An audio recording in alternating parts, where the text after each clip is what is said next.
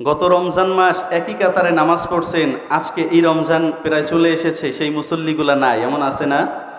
এক জায়গায় বসে আমরা চা খেয়েছি, কিন্তু এই রমজান চলে এসেছে, আমার সেই ভাই দুনিয়ায় নাই, আছে না? আল্লাহ দয়া করে আপনার আমার হায়াতটা এই পর্যন্ত পৌঁছাইয়া দিছে, খুশি না? দেখেন, এটা এমন একটা দামি মাস, আল্লাহ সুবহানাহু ওয়া তাআলা এটা এই মাসের মধ্যে এমন একটা দামি রজনী রাখছে যে আপনারা সকলেই জানেন। রব্বে কারিম বলেন, ইন্না আনজালনাহু ফি লাইলাতুল কদর, লাইলাতুল কদরি খায়রুম মিন আলফি শাহর। মানে আল্লাহ সুবহানাহু ওয়া তাআলা বলছেন, এই রমজানের মধ্যে এমন একটি বরকতপূর্ণ রাত আছে যেই রাতটাকে হাজার মাসের চাইতেও বেশি উত্তম বলছে, সুবহানাল্লাহ।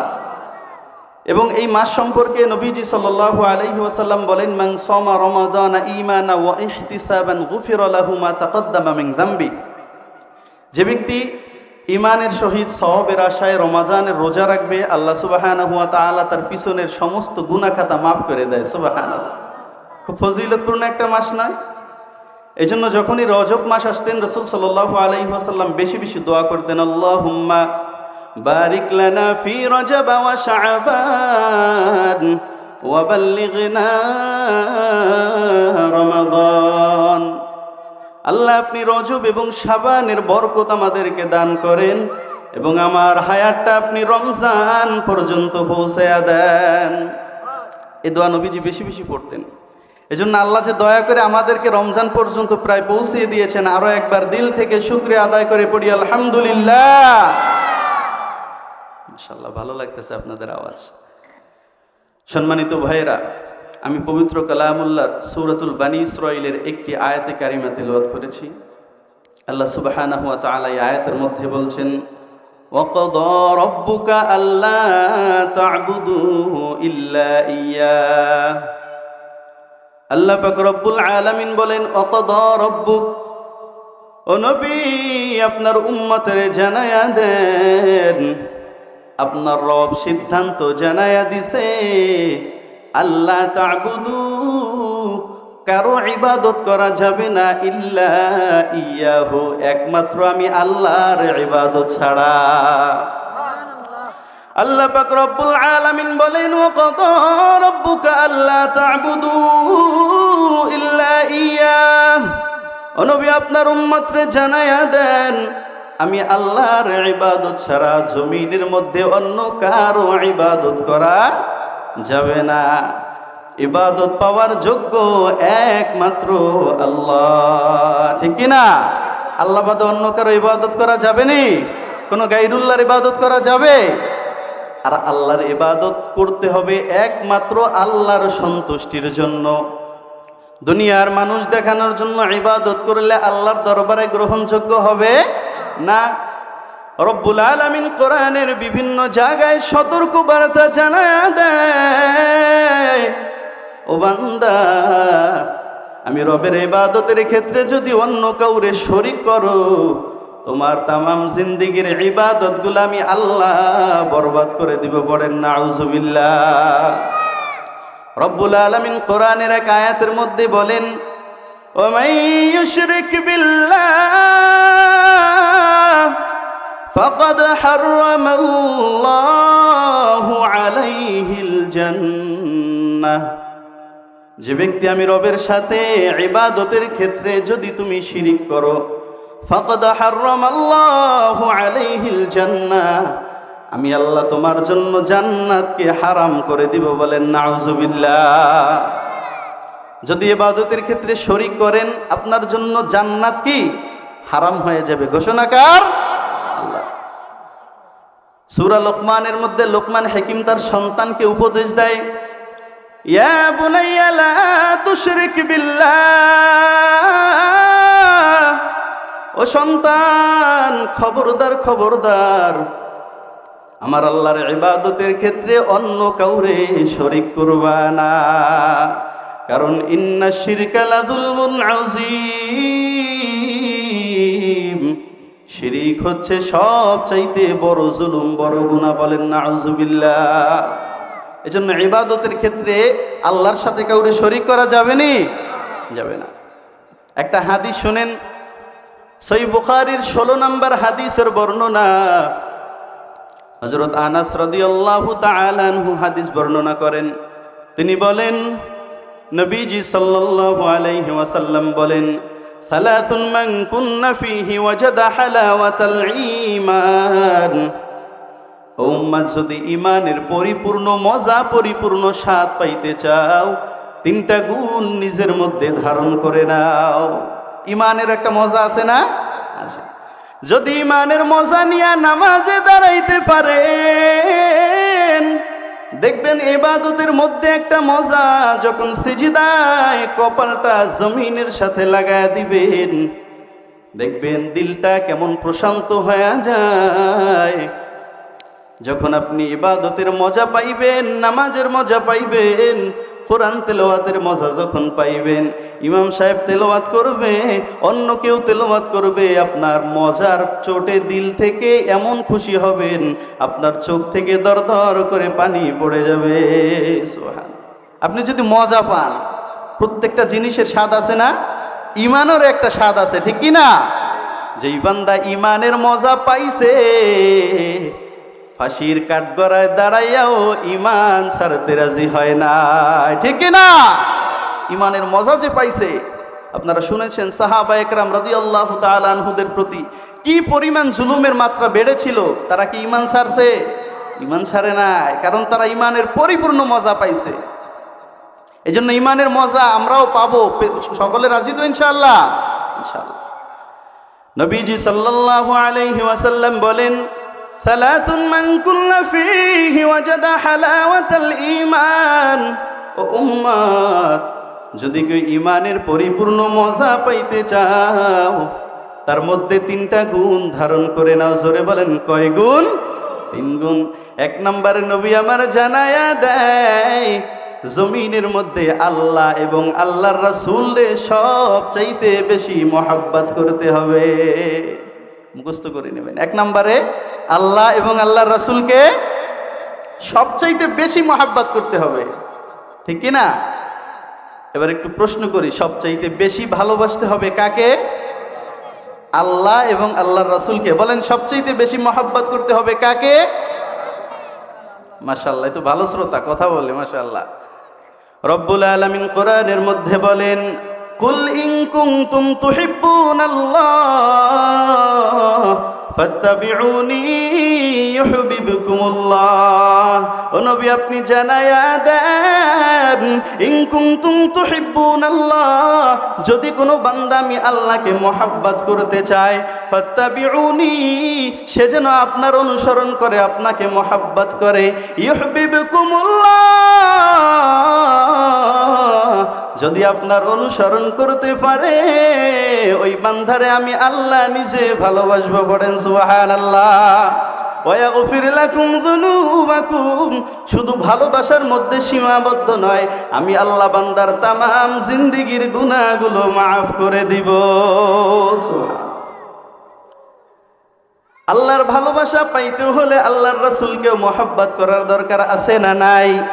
সহিহ বুখারীর 15 নম্বর হাদিসের বর্ণনা, আন আনাস রাদিয়াল্লাহু তাআলা আনহু قال قال رسول الله صلى الله عليه وسلم لا يؤمن احدكم حتى اكون احب اليه من والده وولده والناس اجمعين।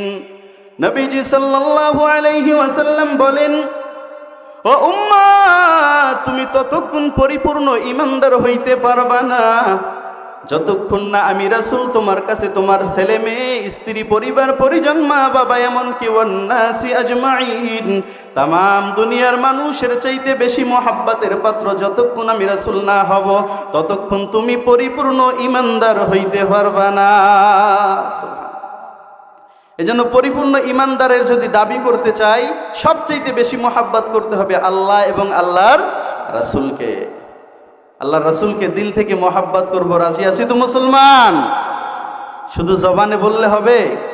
আজকে দেখা যায় মসজিদের কোনায় বসে বসে আপনি জিকির আজকারে মশগুল আছেন, আর এদিকে আল্লাহর রাসূলের শানে কটূক্তি করে বসে আছে, আপনার দিলে একটু নাড়াও দেয় না, আপনার শরীরে একটু কম্পনের সৃষ্টি হয় না, অথচ আপনি দাবি করেন আমি ঈমানদার। এটি কি হইল? আল্লাহ রসুলের ইজ্জতে যদি আঘাত করা হয়, আল্লাহ রসুলের শানে যদি আঘাত করা হয়, ও মুসলমান গোটা দুনিয়া জ্বালিয়ে দিব, কিন্তু আল্লাহ রসুলের শান বজায় রাখবো ইনশাআল্লাহ। আল্লাহ রসুলকে গালি দিবা আর আমি বসে বসে মসজিদের কোন ইবাদত করবো, এটা সম্ভব না। আল্লাহ রসুলের মোহাব্বত দিলে থাকতে হবে। রসুলের সীমাহীন ভালোবাসা ছাড়া ইমানের এতটুকু নেই, দাম নেই, ঠিক কিনা? ইমানের কোনো দাম আছে রসুলের ভালোবাসা ছাড়া?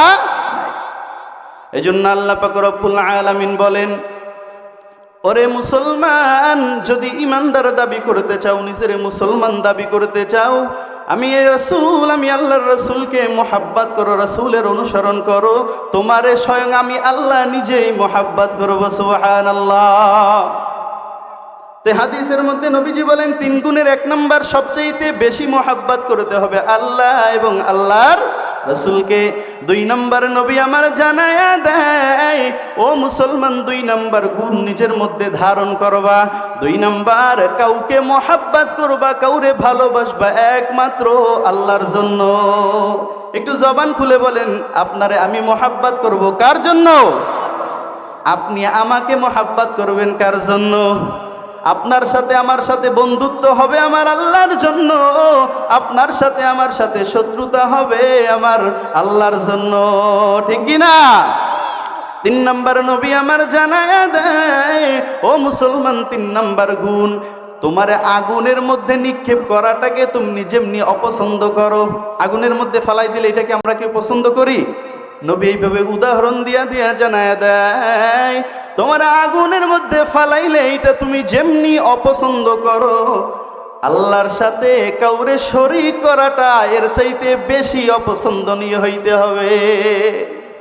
তাহলে হাদিস থেকে আমরা জানলাম যে ইমানের পরিপূর্ণ মজা পাইতে হলে 1 নাম্বার সবচেয়ে বেশি ভালোবাসতে হবে আল্লাহ এবং আল্লাহর রাসূলকে। 2 নাম্বারে কাউকে মোহাব্বত করতে হবে কার জন্য? আল্লাহর জন্য। আর শিরিকটাকে কেমনে অপছন্দ করতে হবে? নিজের আগুনের মধ্যে ফালাইলে যেমনি আমি এটা অপছন্দ করি, ঠিক আল্লাহর শানে কাউকে শরীক করব, অংশীদার স্থাপন করব, এর চাইতে বেশি অপছন্দ করতে হবে। তাহলে আপনি পরিপূর্ণ ইমানের মজা পাবেন। তো কোনো অবস্থাতেই আল্লাহর সাথে কাউকে শরীক করা যাবে? আল্লাহ সে কথাই বলছেন, ওয়াকাদা রাব্বুকা আল্লা তা'বুদু ইল্লা ইয়াহু। ও নবী, আপনার উম্মতরে আমি রবের সিদ্ধান্ত জানায়া দেন, আপনার উম্মত যেন কারো ইবাদত না করে একমাত্র আমি আল্লাহর ইবাদত ছাড়া। এরপরে আল্লাহ পাক রব্বুল আলামিন কি নির্দেশনা দেয়? রব্বুল আলামিন বলেন, ইম্মা ইয়াবলুগান্না ইনদাকাল কিবারা আহাদুহুমা আও কিলাহুমা ফালা তাকুল লাহুমা উফফিন ওয়ালা তানহারহুমা ওয়া কুল লাহুমা কাওলান কারীমা। রব্বুল আলামিন আয়াতের মধ্যে 2 নাম্বার যে নির্দেশনা আপনাদেরকে দিয়েছেন, আল্লাহ পাক রব্বুল আলামিন 2 নাম্বার যে আদেশ আমাদেরকে দিয়েছেন, আল্লাহ বলেন আমার ইবাদত করতে হবে।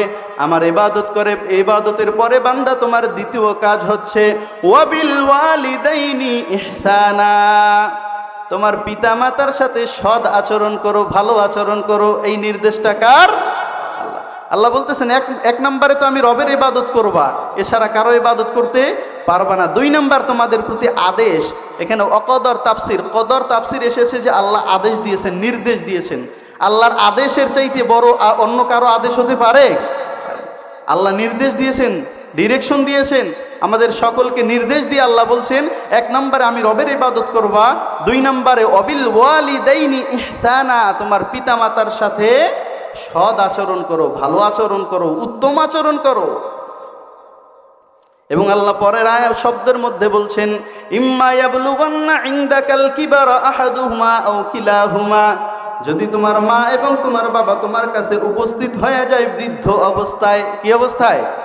বৃদ্ধ অবস্থায়। ইনদাকাল কিবারা আহাদুহুমা, যদি বৃদ্ধ অবস্থায় তোমার কাছে তোমার মা অথবা তোমার বাবা অথবা 2 জনের যে কোনো একজন যদি পৌঁছে যায়, ও মুসলমান, তার সাথে কেমন আচরণ করবা? আল্লাহ বলতেছেন উফফি ওয়ালা তানহারহুমা, তোমার আচরণের দ্বারা যেন তোমার মা তোমার বাবা শব্দটা জবানে বলতে না পারে। ওয়াবিল ওয়ালিদাইনি ইহসানা, তাদের সাথে সবচাইতে উত্তম আচরণ করো। সুবহানাল্লাহ। এই নির্দেশটা কার? দেখেন কত চমৎকার শব্দ চয়ন আল্লাহ বলছেন যে তোমার আচরণের দ্বারা শব্দটা না করে, উফফি ওয়ালা তানহারহুমা, এমন কোন আচরণ মা বাবার সামনে করবা না। রব্বুল আলামিন পরের আয়াতের মধ্যে বলেন ওয়াখফিদ লাহুমা জানাহায যুল্লি মিনার রাহমাহ, এবং তোমার মা বাবার সামনে বান্দা বিনয়ের ডানাটারে নত করে দাও। আচ্ছা, আপনার আমার ডানা আছে? কথা বলেন, ডানা আছে না হাত আছে? কি আছে? আল্লাহ সরাসরি হাতের কথা বলতে পারতেন না, কিন্তু আল্লাহ ডানার কথা কেন বললেন? জানাহায যুল্লি মিনার রাহমাহ, মা বাবার সামনে বিনয়ের ডানাটারে বিছায়া দাও। রব চাইলে তো সরাসরি হাতের কথা বলতে পারতেন, কিন্তু ডানার কথা কেন বললেন? মুফাসসিরিন ইকরাম দুইটা তাফসীর বলেন এই ডানার কথার ব্যাপারে। এক নম্বরে, যত বড় শক্তিশালী পাখি দেখেন না কেন, তার ডানাটাকে যদি বেঁধে দেওয়া হয়, পাখির কোনো শক্তি থাকে? থাকে নাকি? যত বড় শক্তিশালী পাখি হোক না কেন, আপনি তার ডানাটা বেঁধে ছেড়ে দেন, ওই পাখির আর কোনো ক্ষমতা থাকে? রব্বুল আলামিন বুঝায় দেয়, রে বান্দা,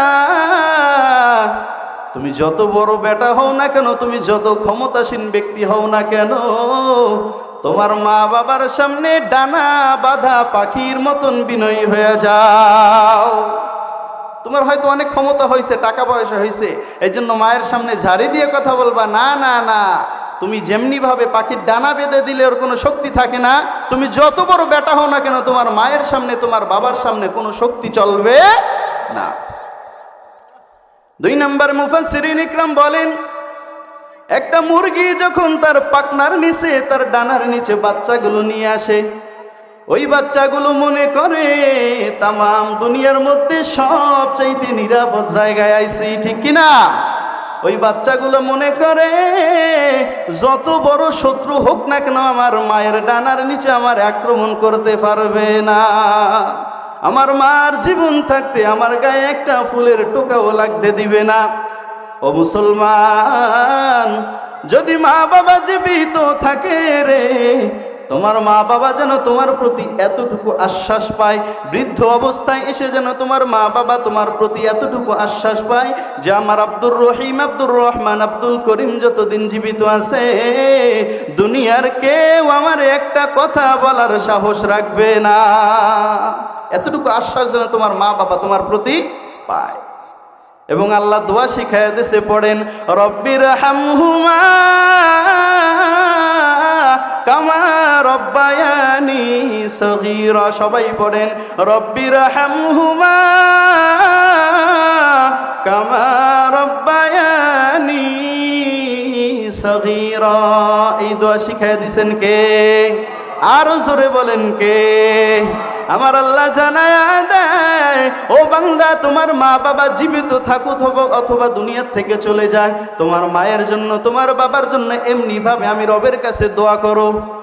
দেখেন কত চমৎকার দোয়া আল্লাহ নিজে শিখায়া দেয়। আল্লাহ বলেন রব্বির হামহুমা কামা রব্বায়ানি সগীরা। আমার কাছে দোয়া করো, আল্লাহ আমার মা বাবা যেমনি ভাবে ছোটবেলায় আমার লালন পালন করেছে, আমার কোনো শক্তি ছিল না, আমার কোনো বাহাদুরি ছোটবেলায় ছিল না। আমি যখন আমার বিছানা নষ্ট করে ফেলেছি, কাপড় চোপড় নষ্ট করে ফেলেছি, জবান থেকে মাকে বলতে পারি নাই মা নষ্ট হয়েছে, মা নিজে আমারে কেমনে ভাবে ওইভাবে লালন পালন করছে। ক্ষুধা লাগলে বলি নাই মা আমার ক্ষুধা লাগছে, আমার মা আমার কান্নার টোন শুনে বুঝে গেছে আমার ক্ষুধা লাগছে, ঠিক কিনা বলেন? সন্তান কান্না করে, কিসের জন্য কান্না করে? বাবাও অনেক সময় বুঝে না, জনম দুঃখিনী মা বুঝে যায়, ঠিক কিনা? সন্তান কান্না করে, বাবা ডাক দিয়া বলে মনে হয় ক্ষুধা লাগছে, কান্না করে, মা বলে না না ক্ষুধা লাগে নাই, সন্তান এখন ঘুমাবে এই জন্য কান্না করে। বাবা বুঝে নাই, বুঝেছেন কে? মা। আবার সন্তান কান্না করে, বাবা বলে মনে হয় ঘুমাবে, মা ডাক দিয়া বলে না না ঘুমাবে না, ও এখন কোলে উঠতে চায় এই জন্য কান্না করে। আল্লাহু আকবার। এই কানেকশন কে দিয়ে দিয়েছে? আল্লাহ। দুনিয়ার কেউ বুঝে না, মা বুঝে যায়। আল্লাহ দোয়া শিখায়া দেয়, ও মুসলমান তোমরা পড়ো, রব্বির হামহুমা কামা রব্বায়ানি সগীরা। রে কত মানুষ দেখি আল্লাহ এই দুনিয়ায়, মায়ের মতন দেখি না কারো আল্লাহ চেহারা। কত মানুষ দেখি আল্লাহ এই দুনিয়ায়, বাবার মতন দেখি না কারো চেহারায়। আল্লাহ যাদের মা বাবা কবরবাসী হয়েছে সবাইরে আপনি মাফ করে দেন, পড়ে না আমিন। আল্লাহ বলেন, ও বান্দা তোমার মা বাবার জন্য দোয়া করো। আল্লাহ আমার মা বাবা যেমনি ভাবে ছোটবেলায় আমাদেরকে লালন পালন করেছে, আমার মা বাবার আল্লাহ আপনার রহমতের চাদরে তেমনি ভাবে আপনি লালন পালন করেন। সুবহানাল্লাহ, কত চমৎকার দোয়া আল্লাহ শিখাই দিয়েছে। এজন্য যাদের মা বাবা জীবিত আছে আল্লাহর ওয়াস্তে মা বাবার দিকে নজর রাখেন, মা বাবার প্রত্যেকটা হক আদায় করার চেষ্টা করেন। কারণ রাসূল হাদিসের মধ্যে মা বাবা সম্পর্কে অনেক কয়টা হাদিস আছে, আমি এখন বলতে পারবো না, তাহলে আমার আর একটা পয়েন্ট বলতে পারবো না। আমি এখানে এই পয়েন্টটা শেষ করছি, সামনে আগাচ্ছি। আল্লাহ পাক রব্বুল আলামিন পরের আয়াতের মধ্যে বলেন, রব্বুকুম আ'লামু বিমা ফি নুফুসিকুম। তোমার অন্তরের মধ্যে কি চলে দুনিয়ার কেউ না জানলেও জানে কে? জোরে বলেন মুসলমান, কে জানে? রব্বুকুম আ'লামু, তোমার রব ভালো করে জানেন। রব্বুকুম আ'লামু বিমা ফি নুফুসিকুম, তোমার অন্তরের মধ্যে কি চলে দুনিয়ার কেউ না জানলেও আমি আল্লাহ ভালো করে জানি। ইন তাকুনু সালিহিন ফাইন্নাহু কানা লিল আওয়াবিনা গফুরা। ও বান্দা তুমি যদিও সামনে সামনে মুসল্লির ভাব দেখাও, কিন্তু তুমি যে কত বড় গুনাহগার দুনিয়ার কেউ না জানলেও আমি আল্লাহ ভালো করে জানি।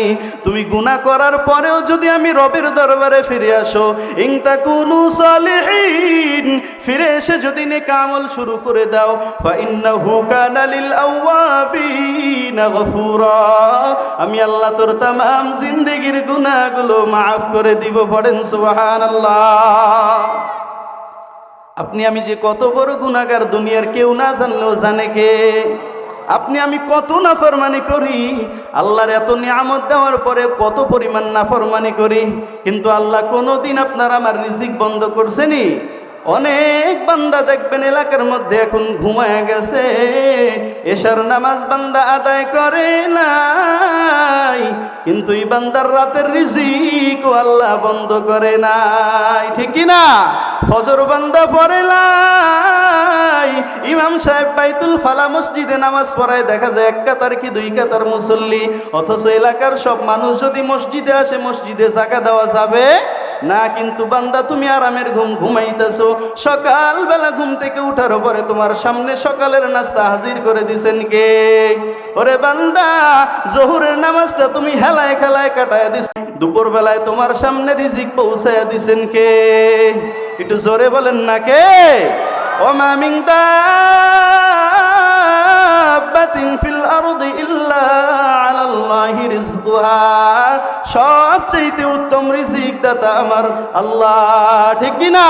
আপনি যদিও নাফরমানি করেছেন, কিন্তু আমার আল্লাহ আপনার রিজিক বন্ধ করে নাই, পানি বন্ধ করে নাই, বাতাস বন্ধ করে নাই। আপনার থেকে যদি মাত্র 1 মিনিট আপনার নিঃশ্বাসটা আল্লাহ বন্ধ করে দেয়, ওরে বান্দা যত বড় বেটা হও না কেন জমিনের উপরে বেঁচে থাকার সাধ্য থাকবে না, ঠিক কি না? এজন্য আল্লাহর সাথে যত নাফরমানি করেন, পবিত্র মাহে রমজান পরিপূর্ণ আপনার পরিবর্তন হওয়ার একটা বরকতপূর্ণ মাস। এজন্য হাতে পায়ে ধরে বলে যাই রে বাজান, রমজান মাসের মতন দামি মাস পাইয়া কেউ অবহেলায় কাটাইয়া দিয়েন না। রব্বুল আলামিন বলেন, তুমি গুনাহ করছো, সমস্যা না, আমি রবের দরবারে ফিরে আয়, বারবার ফিরে আয়, আমি আল্লাহ তোরে বারবার ক্ষমা করে দিতে পছন্দ করি। পড়েন সুবহানাল্লাহ। রব্বুল আলামিন কোরআনের ভিন্ন আয়াতের মধ্যে বলেন, ইল্লা মান তাবা ওয়া আমানা ওয়া আমিলা আমালান সালিহা ফাউলাইকা ইউবাদদিলুল্লাহু সাইয়্যাতিহিম হাসানাত। পড়েন সুবহানাল্লাহ। আল্লাহ আয়াতের মধ্যে বলেন, ইল্লা মান তাবা, যদি কেউ তওবা করে, ওয়া আমানা, এবং যদি ঈমান আনে, ওয়া আমিলা আমালান সালিহা, যদি নেক আমল শুরু করে দেয়, যদি কেউ ঈমান আনে, তওবা করে নেক আমল শুরু করে দেয়, ফাউলাইকা ইউবাদদিলুল্লাহু সাইয়্যাতিহিম হাসানাত। আমি আল্লাহ বান্দার সমস্ত গুনাহগুলা নেকি বানাইয়া বান্দার আমলনামায় সাজায় দেই। সুবহানাল্লাহ। আপনি গুনাহ করছেন পাহাড় সম পরিমাণ, তওবা করে রবের দরবারে ফিরে আসেন, আপনার এই গুনাহগুলারে নেকিতে কনভার্ট করে আপনার আমলনামায় আল্লাহ দিয়া দিবে। সুবহানাল্লাহ। আল্লাহ ডাক দিয়ে বলেন, বান্দা সমস্যা নাই, তুই কত গুনাহ করছো, তুই যদি পুকুরের পানি সমান গুনাহ করে আমি রবের দরবারে হাজিরা দাও, আমি আল্লাহ সাগর পরিমাণ রহমত দিয়ে তোর সামনে হাজির হয়ে যাব। তুই যদি গোটা দুনিয়া পরিমাণ গুনাহ করে আমি রবের দরবারে হাজির হয়ে যাও, আমি আল্লাহ গোটা জগৎ পরিমাণ রহমত নিয়ে তোর সামনে হাজির হয়ে যাব। কিন্তু লা তাকনাতু মির রাহমাতিল্লাহ, কিন্তু খবরদার খবরদার, আমি আল্লাহর রহমত থেকে বান্দা নিরাশ হইস না, হতাশ হয়ে যাইও না। ইন্নাল্লাহা ইয়াগফিরুয যুনুবা জামিআ ইন্নাহু হুয়াল গফুরুর রহিম। আল্লাহু আকবার। রব্বুল আলামিন বলেন, খবরদার খবরদার, গুনাহ করার পর হতাশ হবে না, আমি রবের রহমত থেকে দূরে চলে যাইও না, কারণ আমি আল্লাহর রহমত সম্পর্কে বান্দা তোমার কোনো ধারণাই নাই। তুমি যদি মনে মনে করো আয় হায় আমি বড় গুনাহগার, না না বাজান, এটা ইবলিসের ধোঁকা। কার ধোঁকা? ইবলিস আপনারে ধোঁকা দেয়, রে বান্দা তুই গুনাহ বেশি করছো, রবের দরবারে যাইস না। কিন্তু আমার আল্লাহ আশার বাণী শুনায়া দেয়, লা তাকনাতু মির রাহমাতিল্লাহ, খবরদার আমি রবের রহমত থেকে বান্দা দূরে সরে যাস না, হতাশ হইস না, কারণ ইন্নাল্লাহা ইয়াগফিরুয যুনুবা জামিআ, আমি আল্লাহ তো সব চাইতে উত্তম ক্ষমাশীল। পড়েন সুবহানাল্লাহ। তোমার 70-80-100 বছরের জিন্দেগির গুনাহগুলো মাত্র একটা আস্তাগফিরুল্লাহর উসিলা আমি আল্লাহ মাফ করে দিব। সুবহানাল্লাহ। মাত্র একটা তওবার উসিলায় রে বান্দা তোমার তামাম জিন্দেগির গুনাহগুলো আমি আল্লাহ মাফ করে দিব। সুবহানাল্লাহ। সূরা হিজরের মধ্যে আল্লাহ পাক রব্বুল আলামিন যখন ইবলিসকে বিতাড়িত করে দিলেন, আপনারা শুনেছেন ইবলিস শয়তান তখন আল্লাহ পাক রব্বুল আলামিনের কাছে চ্যালেঞ্জ দিয়ে বলছে, আল্লাহ এই বনি আদমের জন্য আজকে আমি জাহান্নামী হইছি, হাজার হাজার বছর ইবাদত করার পরেও জাহান্নামী হইছি। আজকে আপনার কাছে ওয়াদা করতেছি আল্লাহ, এই বনি আদম দিয়ে আমি ইবলিস জাহান্নামও পরিপূর্ণ করব। আমার আল্লাহ কয়, তুই কারে চ্যালেঞ্জ দাও? আমারে? আমার রহমত সম্পর্কে কোনো ধারণা আছে? ওরে আমার বান্দারে, তুই গুনাহ করাইতে করাইতে জাহান্নামের কিনারায় নিয়ে যাবি, ওইখানে গিয়ে একবার বান্দা জবানে পড়বে আস্তাগফিরুল্লাহ, আমি আল্লাহ তার তামাম জিন্দেগির গুনাহ মাফ করে তার জান্নাতের মেহমান বানায় দিব। সুবহানাল্লাহ। এই জন্য কখনোই আল্লাহর রহমত থেকে নিরাশ হবেন নাকি? দূরে চলে যাওয়া যাবে? সব সময় রবের রহমতের আশায়, বুকে বড় আশা নিয়ে রবের দরবারে বারবার ফিরে আসতে হবে। আপনি তওবা করছেন, ভঙ্গ করছেন, আবার ফিরে আসেন, তওবা করছেন, ভঙ্গ করছেন, আবার ফিরে আসেন, কারণ আপনি আমি ছাড়া আল্লাহর হাজার কোটি কোটি বান্দা আছে, অভাব নাই, কিন্তু আল্লাহ ছাড়া আমাদের আর কোনো রব আসেনি। আল্লাহর কাছে দোয়া করবেন, আল্লাহ আমি ছাড়া আপনার গোলামের তো কোনো অভাব নাই, কিন্তু আল্লাহ আপনি ছাড়া আমার কোনো রব নাই। এজন্য আল্লাহর রহমত থেকে কখনো নিরাশ হওয়া যাবে না। সম্মানিত সুধী মণ্ডলী, আজকে আমি অল্প সময়ের মধ্যে যতটুকু চেষ্টা করেছি আপনাদের সামনে কথাগুলো বলার, আল্লাহ ভুল ত্রুটিগুলো ক্ষমা করে আমাদের সবাইকে কথাগুলোর উপরে আমল করার তৌফিক দান করুক। সকলে পড়ি আমিন।